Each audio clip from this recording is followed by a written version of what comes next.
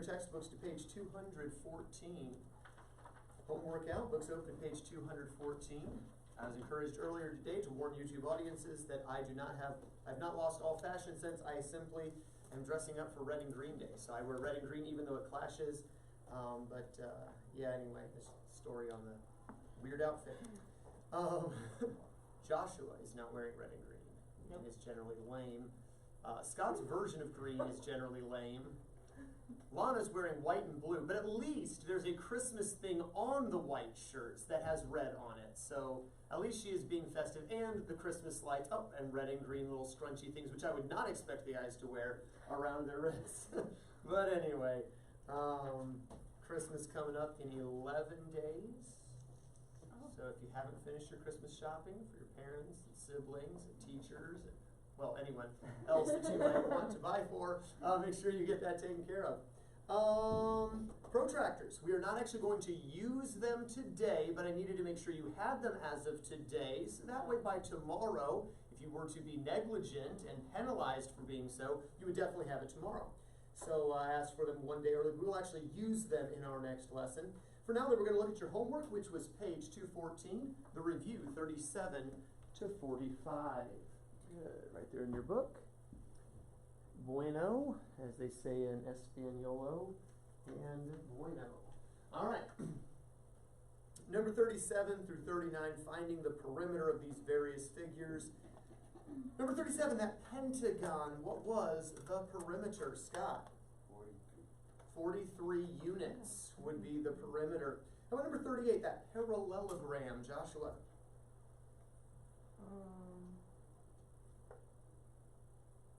I got 40. 40 decimeters. Good. 40 decimeters is correct. How about number 39, Lana? 68 feet. Good. 68 feet on that octagon, regular octagon, though marked as equilateral, I suppose. Number 40, you were supposed to find the perimeter, but you had to find a couple of missing sides first. What did you find for side X, Scott? 14. Good, 14. There was a horizontal of 5, and then later another horizontal finished it of 9, gives you a total of 14 at the bottom. What about that missing vertical Y? What did you get for that one, Joshua? 5. 5, because you have a vertical of going down 6. You need to go down 5 more to complete the full 11 on the one edge. So, Lana, did you have 14 and 5 for X and Y? No. You did not. Let's come back to Joshua then. You had 14 and 5 both, correct? So what did you get for the perimeter? 40 units? 50 units. Just a carrying issue. 50 units should have been your answer for number 40. Let's take a look at number 41, and this is a very strange shape. We first of all needed to find side A, and Lana, what did you get for side A? 9. It's not 9. Scott? 50. I'm sorry? 15. Should have been 15, and it seemed to have left my chalk in the desk here. So Lana, you'll notice that side A runs from the very highest to the very lowest of the figure, correct? There are no points higher, there are no points lower than A, correct? Now you'll notice, Lana, that there's a 6 here, and later there's another 6 and another 6. But all of these 6s are all marking off the same distance, correct? But later on, there's a 5 that kind of picks up where the 6 left off, isn't there?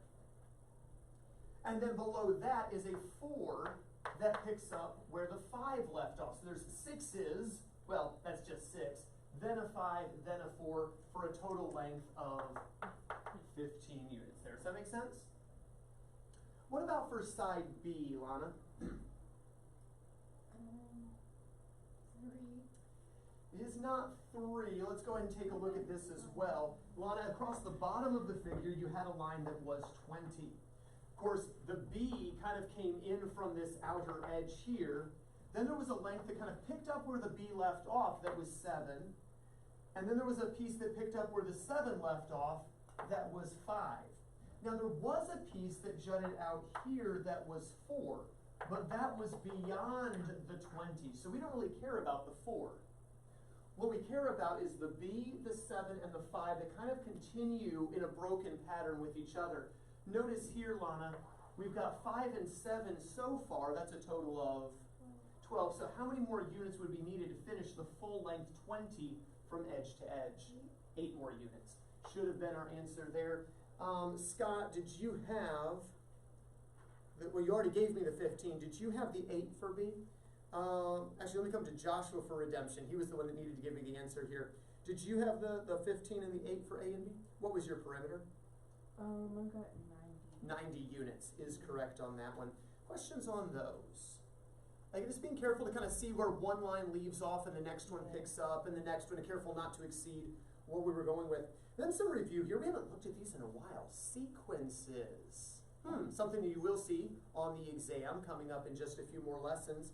Our exam in this class will be Tuesday. Okay, so coming up Tuesday. But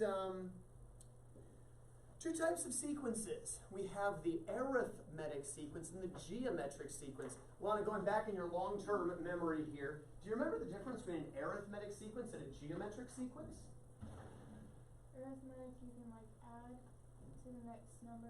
Good. And then geometric is you have to like multiply. Good, you would multiply some constant. So for instance, if you started with, pick an easy number, 4, and you kept adding 3, that would be arithmetic. But if you kept multiplying by 3, that would be geometric, right? So looking at letter A on number 42, is that arithmetic or geometric? Arithmetic. We continually add, 5. we call that the common difference, remember? And so the next number would have been 21. Letter B, is that arithmetic or geometric? Scott? We continually add, No. oh, do we? No, It's geometric. We continually multiply by 2, so the next number should have been 112. Looking at the next one, it's not arithmetic or geometric, is it? You're not continually adding 1 every time, nor are you multiplying by anything. Let's see what pattern we have here. We've got a 4, 5, 7, 10, dot, dot, dot. Well, again, it looks like we're adding 1, but then we're adding 2, and then we're adding 3. oh, so what should we add to get the next number? To get 14 as our next one. Very good. And we got A, B, and C all correct. Excellent job on those. Been a while. Number 43, translating each algebraic phrase. Letter A, 5 less than X, Lana. X minus 5. X minus 5. Good. The than means flip the order. Remember, 2/3 of Y, Joshua. 2/3 Y. Good. Or 2Y over 3. Again, we could move that letter into the numerator. What about n cubed plus the product of A and B?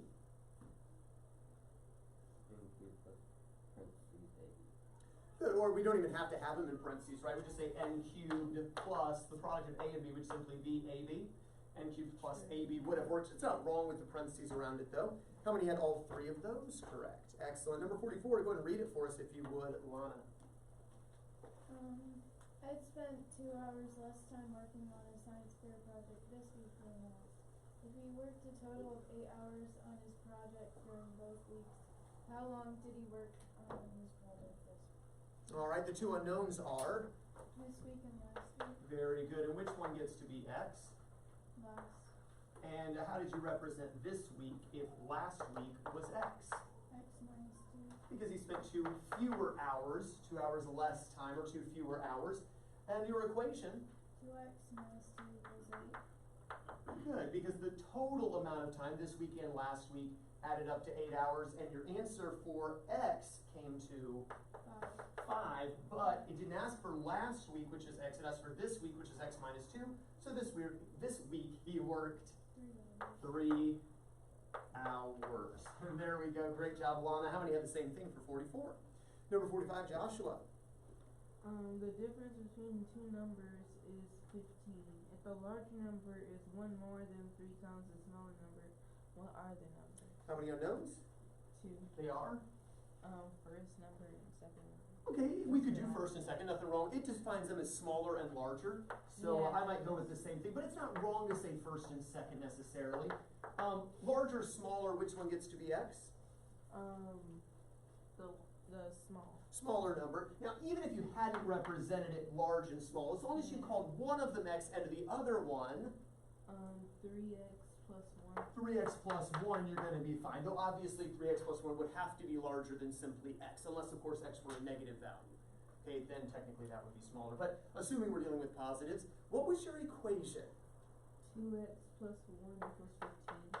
Excellent, because it said the difference between these. So if you were to subtract 3x plus 1 minus an x, that would take you down to just 2 x's plus the 1 equals 15. You ended up getting what for x? 7. X was 7. That was your smaller number, and your larger number then was? 22. 22. How many had 22 and 7 as the numbers? Any questions on this at all? All right, great job there. Go ahead and turn back in your textbooks, if you would, to page 209 as we look towards some of the final concepts for your exam coming up next week. Some of your last concepts we need to go through. And talking about angles some more. And of course, you'll see there the reference to the angle being two rays drawn from the same point. Of course, class, we call that point the vertex of the angle. That's not a new term for us. We call these rays the sides of the angles. So if you will, do you see in the little blue box at the top where it says rays in red? You'll write the word sides next to that. And we refer to the rays that comprise the angle as sides of the angle. And of course you'll note there that angles are measured in what units, Scott? Degrees. And the whole time you were reading, it talks about degrees. And 1 degree, don't want to get too advanced on you here, but a degree is just actually a measured value because 1 complete turn is called a revolution, right? If you turn all the way around or if something revolves all the way around, it's made 1 complete turn. Well, years ago, people way smarter than us decided the perfect thing to divide a revolution into was 360 units. And every one of those 360 units would be a degree. So a degree is actually defined as a 360th of a complete revolution or of a complete turn. Any thoughts on why 360? Kind of seems random, doesn't it? You might remember, if you think back to last year, why you talked about why are there 360 days in a commercial year? There aren't in a solar year. Why in a commercial year? Because 360 can be divided up into so many different things. Think about your divisibility rules. Obviously, 360 is divisible by 1, correct? 4. It's divisible by 2, 4. 3, 4, 5, 6. What about 7? No. 7's one of the only numbers that's not. What about 8? You'd have to actually do it because we don't have a rule for it, but yes, 8, 9, 10, not 11, okay. 12, not 13 actually, not 14, but it is divisible by 15, it's divisible by 18, by 20, by 24, it's divisible by so many things. I mean, there's not that many things you can't divide it by. So again, this idea of 360, I think it was, I want to say it was the Sumerians, but I could be wrong, that came up with this concept. That's where we get this idea of a single degree. Well, if we realize it takes 360 degrees to make a full revolution, then 1/4 of that would be 90 degrees. And then another fourth, another 90, another fourth, another 90, and another fourth, the other 90, correct? And so we can look at this 90-degree angle, and we see this everywhere we look at in society, right? If you go downtown most districts, you'll see streets that are at 90-degree angles to each other. If you look at a building, the wall corners form 90-degree angles. The buildings are built at 90-degree angles to the ground. It's just the right way to build something. It's the right way to design something. So it should be no surprise to us that a 90-degree angle, class, as we've already mentioned, is called a right angle. Is an angle that is 90 degrees, 1/4, if you will, of a complete revolution. Well, what if you had something smaller than a right angle? Well, I think of, for instance, when we have a little baby coming up in just a couple of weeks. I'm going to expect my second son, my 4th child. And what is it that everybody says about a tiny little baby? Cute. So cute. So yes, when Chloe was born, we did have a onesie that said, "I'm a cute baby," with a little acute angle on the S. I did not buy it. It was gifted to me because I'm a math teacher, okay? But yeah, we always refer to things that are little bitty as cute, okay? Well, then no surprise that an angle that's smaller than a right angle is called an acute angle. And that's a term we should know from last year. If something is bigger than a right angle, then we would have something that we call an obtuse. So something bigger than 90, well, that's not technically correct. something that's bigger than 90 but hasn't gone all the way to forming a straight line yet. Does that make sense? If something goes all the way to a straight line, we refer to this angle whose sides form a straight line as a straight angle. I guess that makes sense. Mathematicians are not noted for creativity, though acute and obtuse, I suppose, are somewhat creative, okay? But acute, right, obtuse, straight. And then if you were to have an angle go past the straight angle on its way toward a full revolution, then we would have something called a reflex angle. Now, this may be a new term for you that you read in your reading over the weekend. A reflex angle. So maybe put a star next to that one. It's any angle that goes between 180 degrees, which of course would be two right angles, and 360 degrees. The way I like to think of this is you sit there at the doctor's office getting your annual checkup or whatever, your physical, right? So you can play sports whenever we get our volleyball team back. And you sit there on the table and your leg just kind of hangs down like this, and they hit you with the hammer testing your reflexes, right? Your leg just kind of hangs down at a greater than straight angle. Does that make sense? So that's how I remember the reflex angle. I picture sitting on the edge of the doctor table thing, waiting for them to hit me with the hammer so I can kick him in the face, and he knows my reflexes work, okay? Or if you got better aim, you kick the hammer out of his hand, but it's usually hard because it's up at the knee and you can't get the foot up there. So you just kick him in the face because it's the closest thing available. I'm not actually advocating for kicking doctors in the face, for the record. Grace Christian School does not recommend violence toward doctors or any other individuals. Anyway. Never mind. I was about to say we do not discriminate against any profession out there other than lawyers and politicians.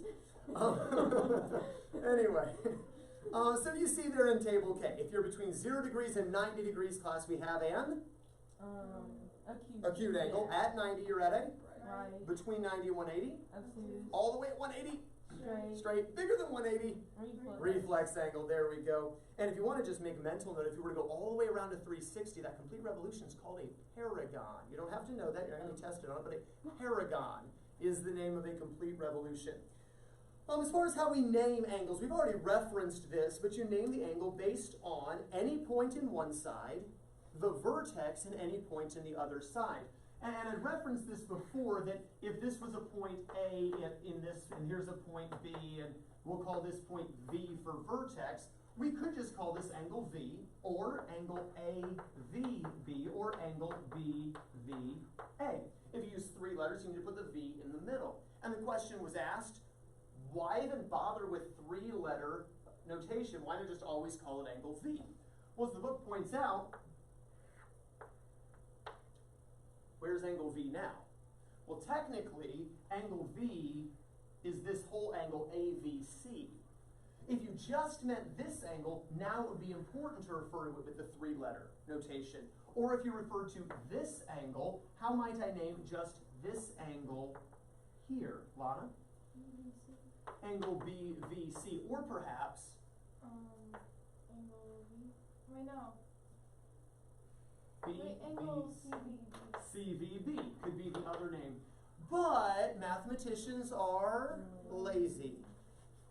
And this whole 3-letter nonsense, just no, it's for the birds, right? So, 1, 2.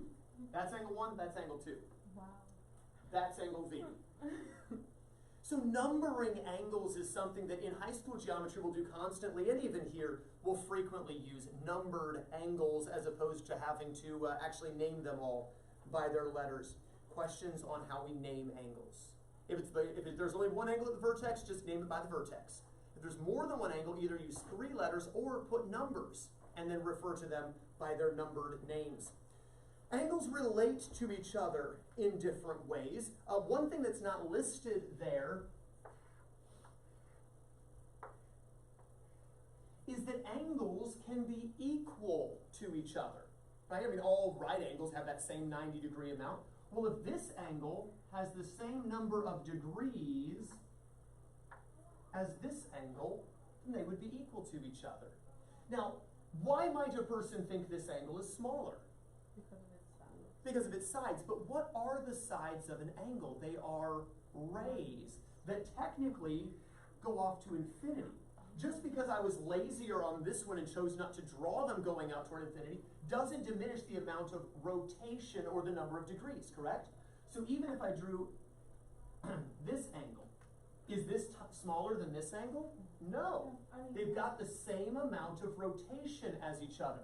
So if I called this angle 1 and that angle 2, which angle's bigger, 1 or 2? 1. Oh. Look at 1. Oh, yeah. It's obtuse. Yeah. 2 is smaller.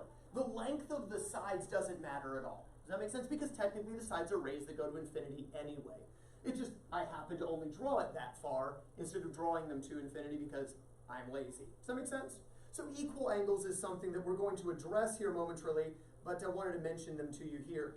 Notice this term adjacent angles. This is a term you have not learned in the past, at least I don't think you have. Adjacent angles, I want you to note their definition.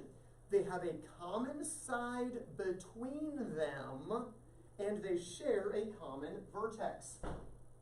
3 things: underline common side, underline between them as a separate thing, and then underline common vertex. So 3 things: common side, between them, common vertex. That would cause angles to be adjacent. Now, adjacent isn't really a term we use that often, right, in our everyday language. How many know just in plain English what adjacent means? Bordering, or next to is how I would describe it, right? So now, right now, the way we've got our seating arrangement, thanks to coronavirus, we're trying to keep students spread out, but normally, there would be somebody sitting right here next to Joshua. If there were somebody sitting next to you, that would be the person sitting adjacent to you. Or perhaps your neighbor that is next to you is your adjacent neighbor. Does that make sense? What about 2 houses down? Would that person be a neighbor? No. I mean, They'd be a neighbor, but would they be an adjacent neighbor? No. What about someone across the street? Would they be adjacent? No. No, because they're across the street. They're not next to. Adjacent angles have to be, in order to be next to each other, let's look at this angle, let's call it angle 1, this call it angle 2. For these 2 angles to be adjacent, they must have a common side between them. It's like having the fence between you and your adjacent neighbor. And then a common vertex as well. Consider for just a moment. Angles 1 and 3 have a common vertex. Are they adjacent? No. You could think of them perhaps as neighbors, but they're certainly not adjacent because there is no common side between them, correct?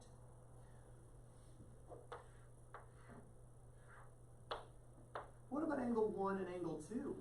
Do you notice how 1 and 2 have a common side between them, like a fence? But do they share a common vertex? No. So are they adjacent? No. This is a fun one.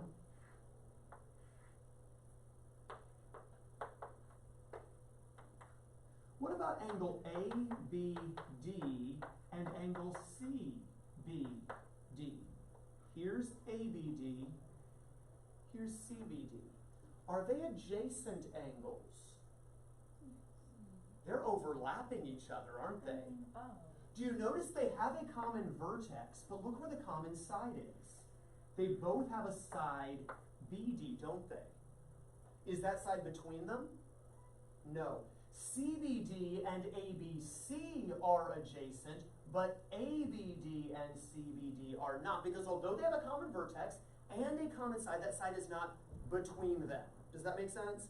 So again, adjacent angles, they're what you would picture normally. Angle 2 and angle 3, or angle 1 and angle 2, angle 1 and angle 2. They're next to each other. 3 things, class. They have a common side that is between them, and they have a common vertex. 3 things that are required. You can have a common side and common vertex and not be adjacent. You can have a common side between them and not be adjacent. You can have a common vertex and not be adjacent. All 3 things must be true. Common side that is between them and a common vertex to be adjacent angles. Another term that's new to you here, I believe, is the term vertical angles. Now, I've referenced this term, but I believe that's new for you. Don't believe you've learned that in the past. Vertical angles are specifically the opposite angles, is the way the book describes them. They're not adjacent to each other. Look, for instance, do you see that 2 and 4 in that picture are adjacent? 2 and 4 have a common vertex and that downward ray between them, right? 2 and 4 are adjacent. 3 and 4 are not adjacent, are they? They're opposite the vertex from each other, so we call them vertical angles. You could also think of the one is vertically up from the other one. If you were to turn the book sideways, 2 and 1 would be vertically up from each other, wouldn't they? So vertical angles, by the way, note this, are always going to be equal to each other. Note that there, these opposite pairs of angles, these vertical angles, are equal. So as you see there, 1 and 2 are going to be equal to each other. They have the same amount of rotation, the same number of degrees. 3 and 4 would be equal to each other as well. Questions on vertical angles? All right, again, the key to having vertical angles is lines must intersect. And when lines intersect, I'm going to call these angles 3, 7, 12, and 6. Which angle's vertical, class, to 12? 3. Which angle's vertical to 7? 6. Here's a fun one.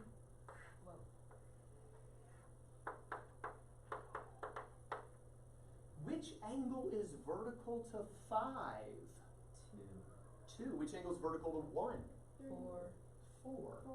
Do you see the two sides that make up 1? Now, go backward. Do you see that 1 and 4 are actually across from each other? 1 and 3 are not. 1 and 4 are straight through.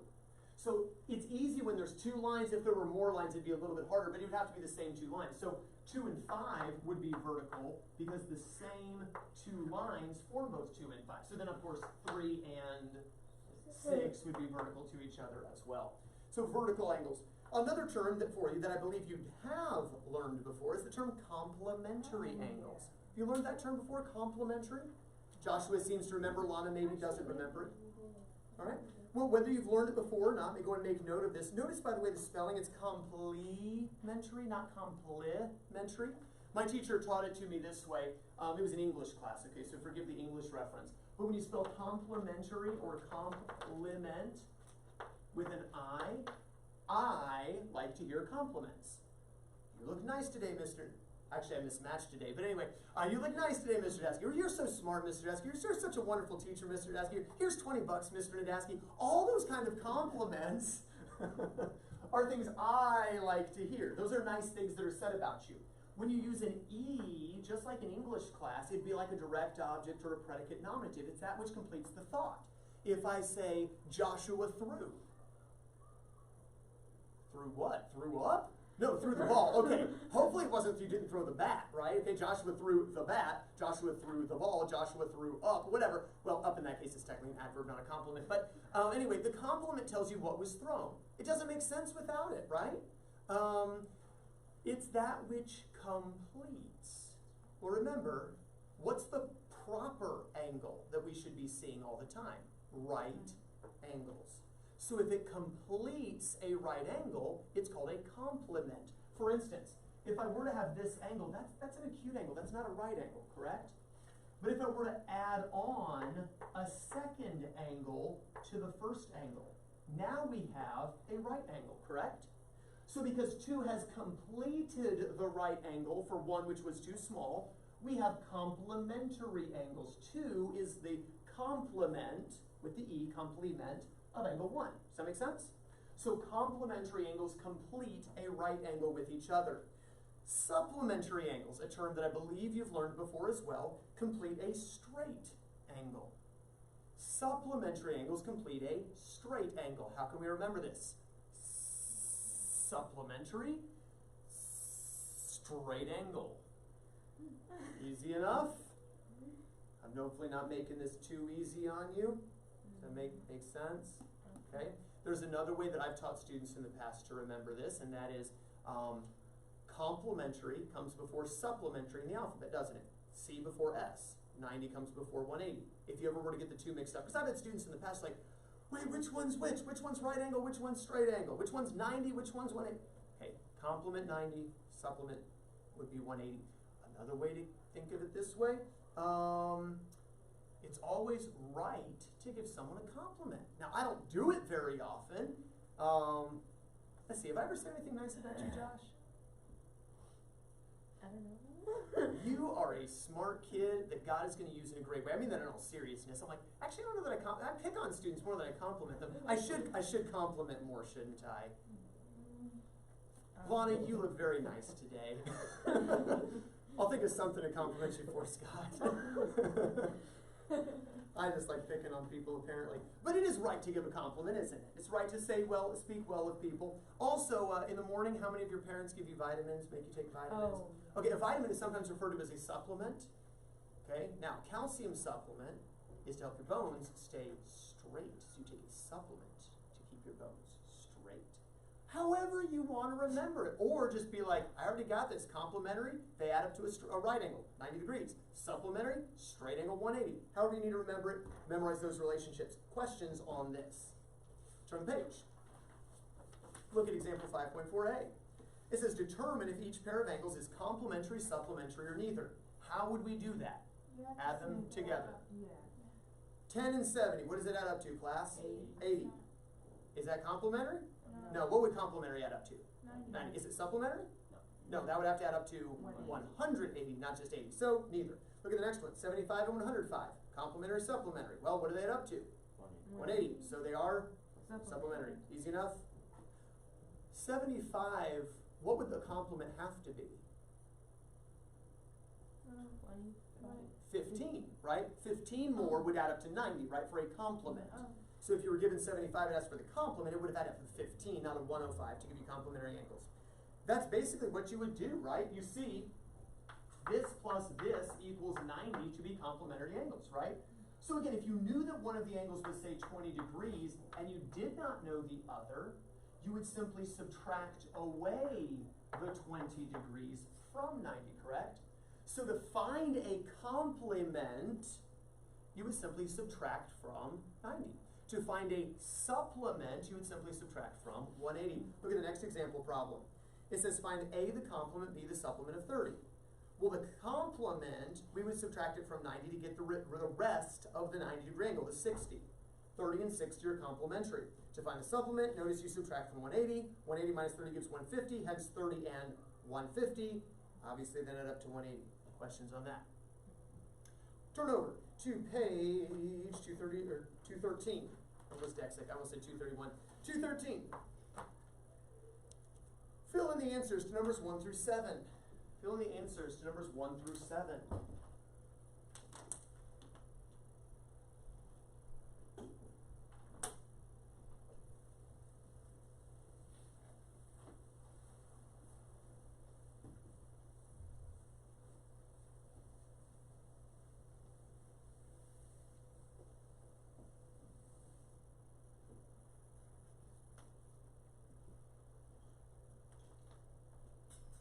I'm convicted. I really don't compliment people very much.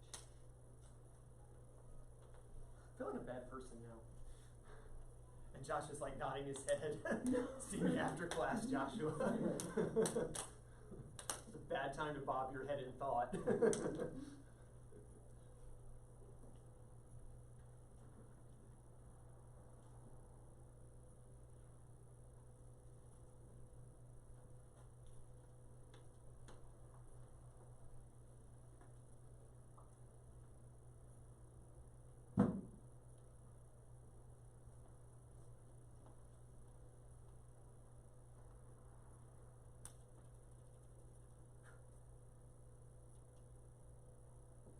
Here's the thing, as a teacher though, if I'm like complimenting, like, Scott, you did a great job on that exercise today, you'd be like, uh-oh, am I in trouble? I mean, seriously, like, you'd get suspicious if I started complimenting you. I don't want you to be suspicious. So I have a decision to make, Lana. I could compliment people and make them suspicious, or I could continue to pick on students and make them feel comfortable and well at ease. I ask myself, what should I do? If you complimented people instead of, well, I was gonna say if you didn't. She looks at Scott like, never mind, don't do it, Mr. Vasky. I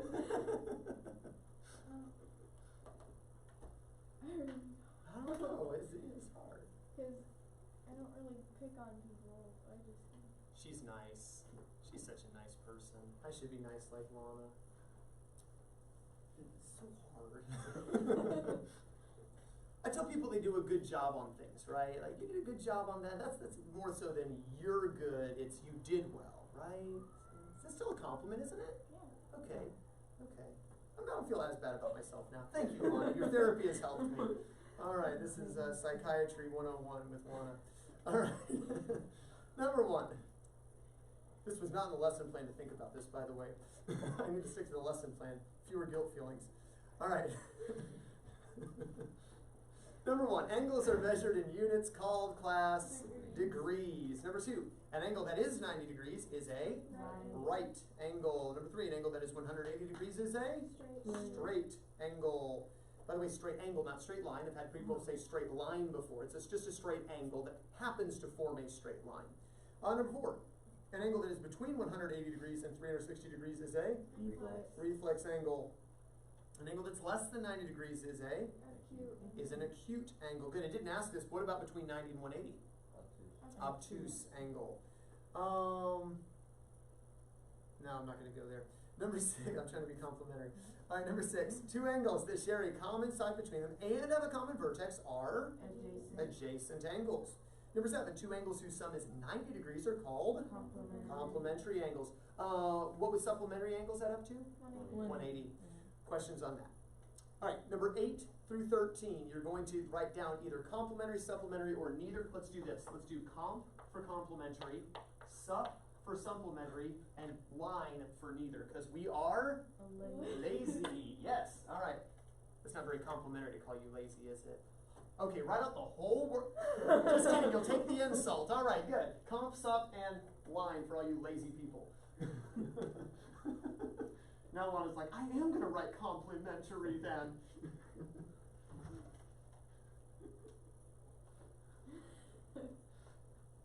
I have way too much fun at my job. Hear people complaining about having to go to work. I'm like, I love my job. I get to pick on teenagers all day. It's great. And occasionally try to find ways to compliment them. Nice string of Christmas lights you're wearing, Noah. It's like I couldn't think of anything else. Actually, you did a great job on your quiz earlier today, Noah, getting a sticker. Perfect. My only perfect quiz in Algebra 1. Good job, Noah. Maddie's like, curse my spelling. You did a good job too, Maddie.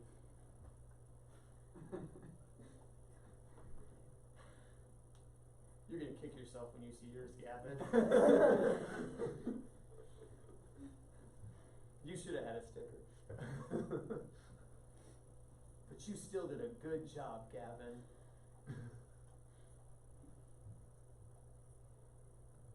See, it just doesn't feel right, does it?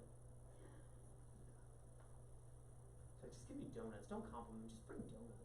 I don't need compliments.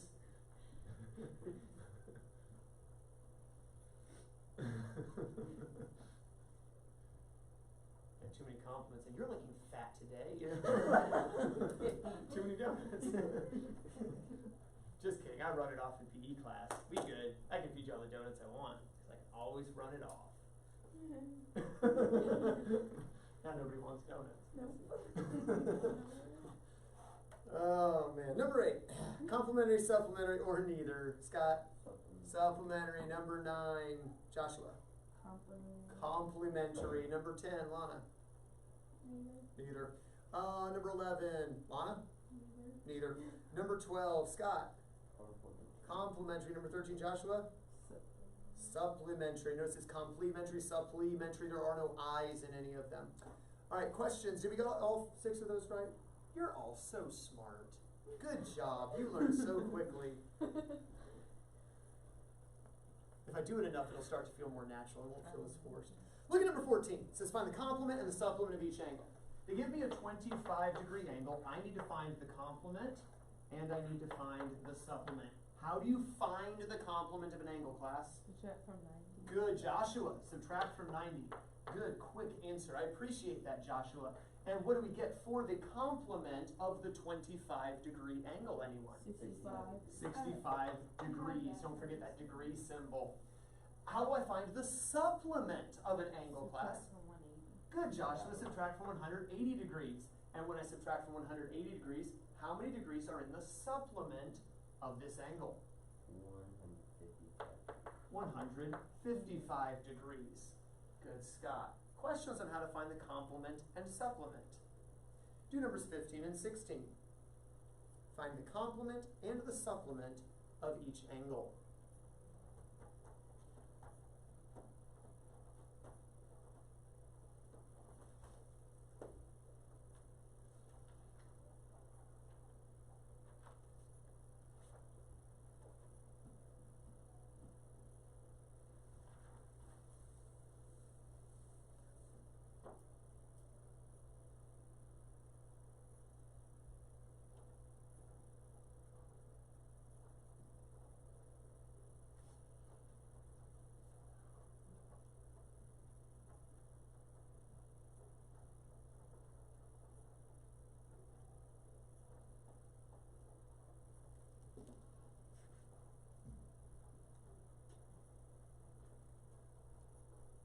Just 15 and 16 for now. Whoops. I was like, how's she still? Oh, I she's was on. on number 17. She's just cruising right along. All right, she's just so smart. That's what it is. All right, Lana, as you are so smart, would you give us the complement of a 50-degree angle? Very good. And the supplement of a 50-degree angle, Joshua? 130 degrees. How about the complement of a 17-degree angle, Scott? 73 degrees. And the supplement of a 17-degree angle, Lana? 163 degrees is correct. How many got all of those correct? See, you all are so smart. Do numbers 17 through 19. My student next hour is going to come in and be like, what happened to him? I got convicted.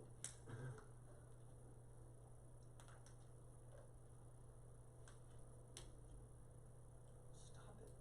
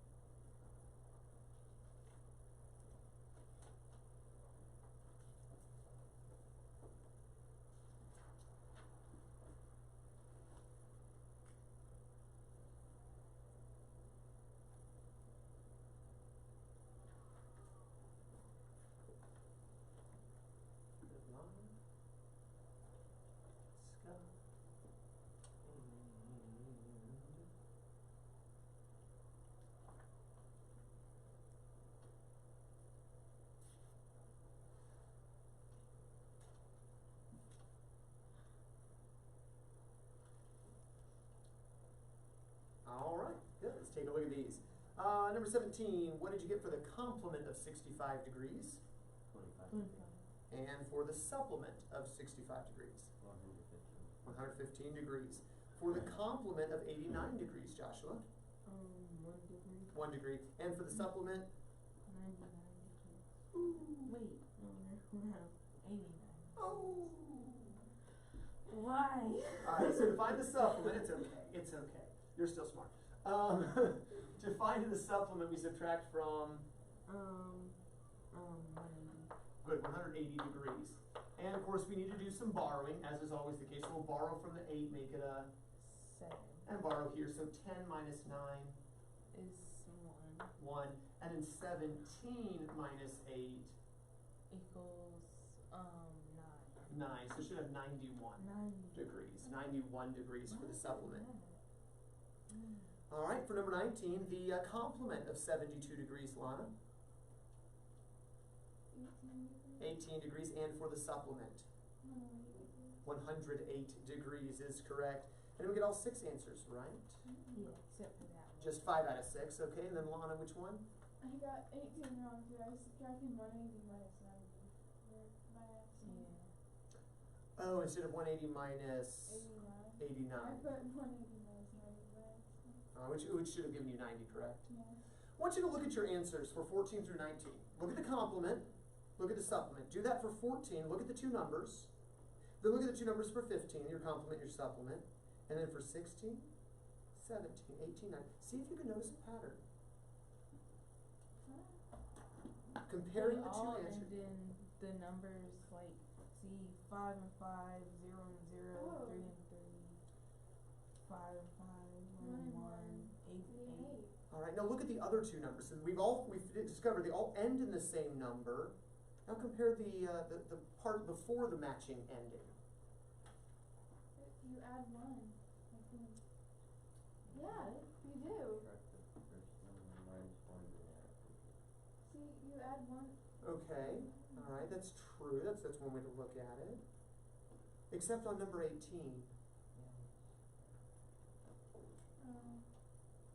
That's weird. How about this? The complement, add a certain number, it gives you the supplement.